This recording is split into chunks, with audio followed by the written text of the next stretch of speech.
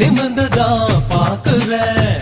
காதல் என்பது ஆந்தையை போலே நைட்டு முழுவதும் முழிக்கும்.